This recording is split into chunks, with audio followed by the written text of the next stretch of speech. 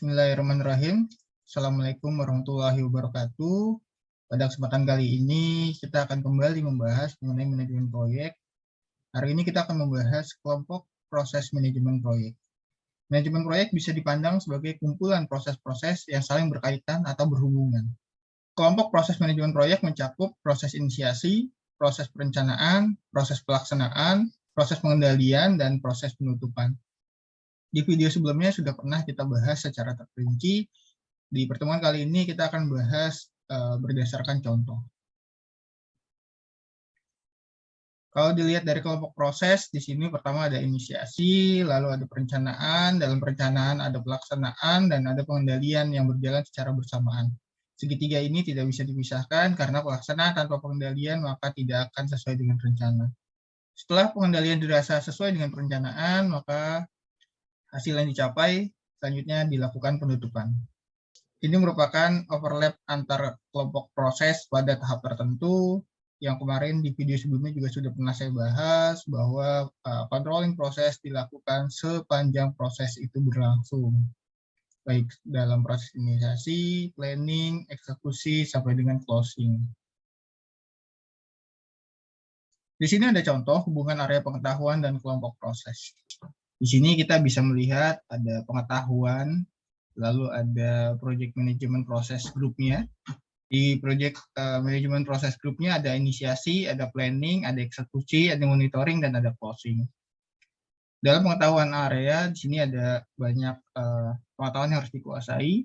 Ada integrasi manajemen.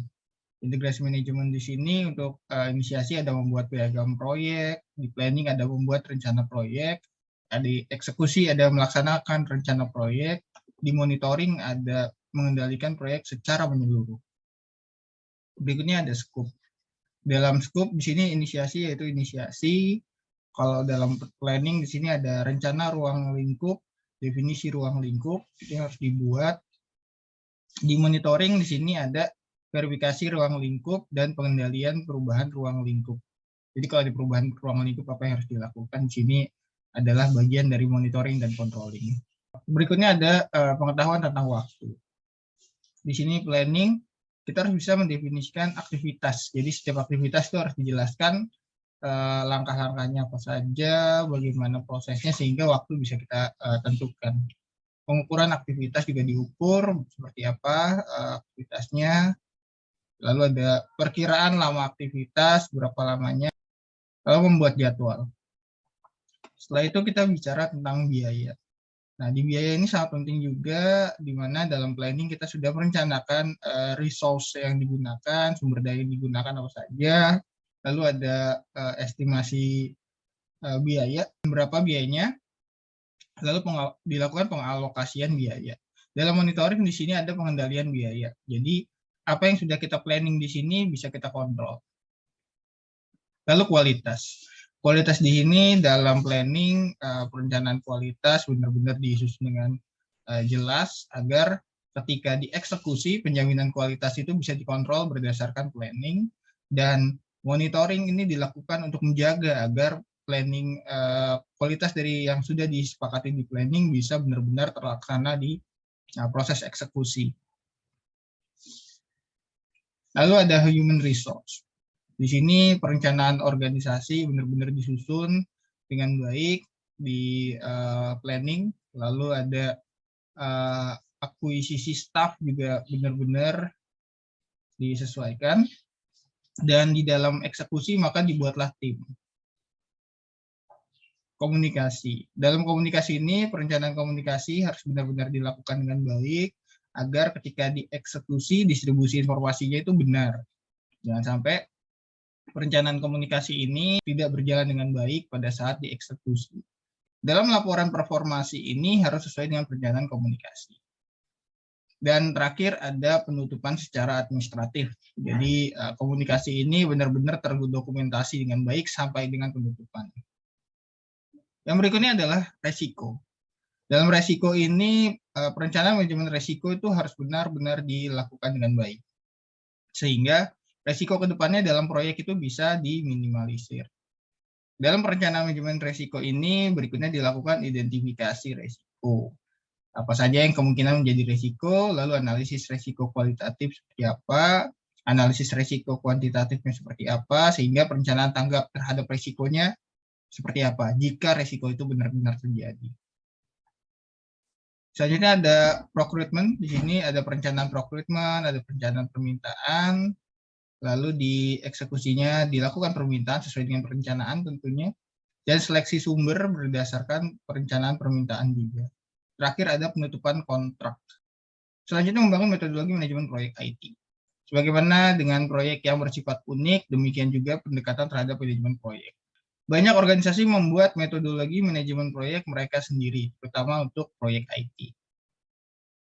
Di sini ada studi kasus manajemen proyek, memberikan contoh semua hal terkait dalam proses inisiasi, perencanaan, pelaksanaan, pengendalian, sampai dengan penutupan proyek, executing, controlling, dan closing IT project. Catatan, studi kasus ini memberikan gambaran global mengenai manajemen proyek. Bab-bab selanjutnya akan membahas lebih detail setiap wilayah area pengetahuan ke knowledge area. Di sini pertama ada inisiasi proyek. Tahap ini meliputi mengenali dan memulai proyek baru. Beberapa organisasi menggunakan tahap prainisiasi, sementara yang lain memasukkan pembuatan bisnis case sebagai bagian dari proses inisiasi. Tujuan utama yaitu memilih dan memulai proyek secara formal. Output pentingnya mencakup menetapkan manajemen proyek, identifikasi stakeholder utama, menyelesaikan bisnis case, menyelesaikan piagam proyek, dan mendapatkan tanda-tanda persetujuan. Ini contoh dari piagam proyek JWD. Di sini ada proyek karakternya, ada proyek title, mulainya kapan, selesainya kapan, lalu budget informasi, manajemen proyeknya siapa, terus objeknya seperti apa, dan approach-nya seperti apa. Di sini ada juga project karakter, ada namanya, ada role-nya, ada posisinya, dan ada kontaknya siapa. Jadi ini adalah orang-orang yang terlibat di dalam proyek. Perencanaan proyek. Tujuan utama adalah memberikan panduan pelaksanaan. Setiap area pengetahuan mencakup informasi perencanaan.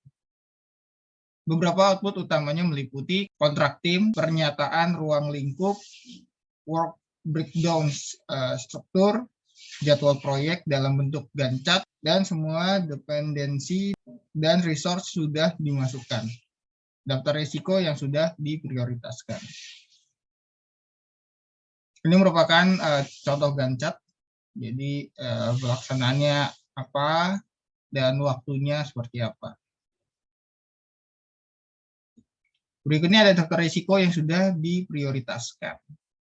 Jadi di sini di ranking kira-kira risikonya apa saja sih dalam sebuah proyek, hal-hal yang akan menghambat dalam pelaksanaan proyek.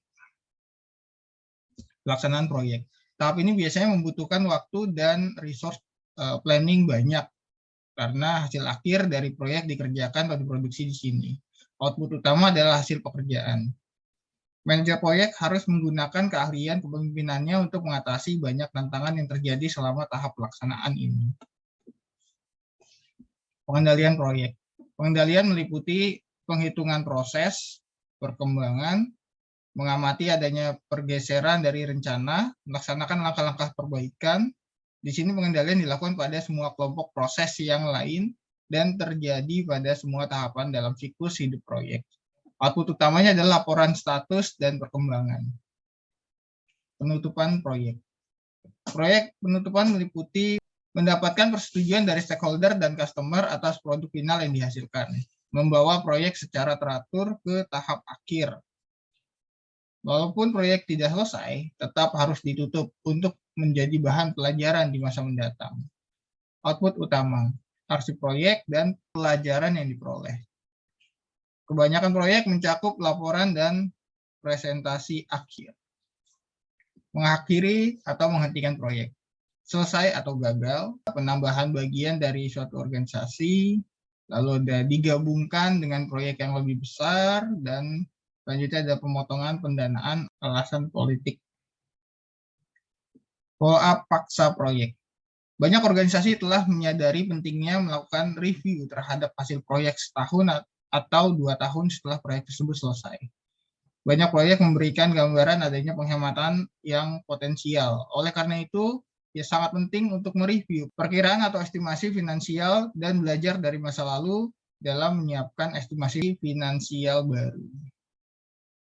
Baik, saya rasa itu dulu yang bisa saya bagikan. Mohon maaf jika ada kesalahan atau kekeliruan dalam penyampaian.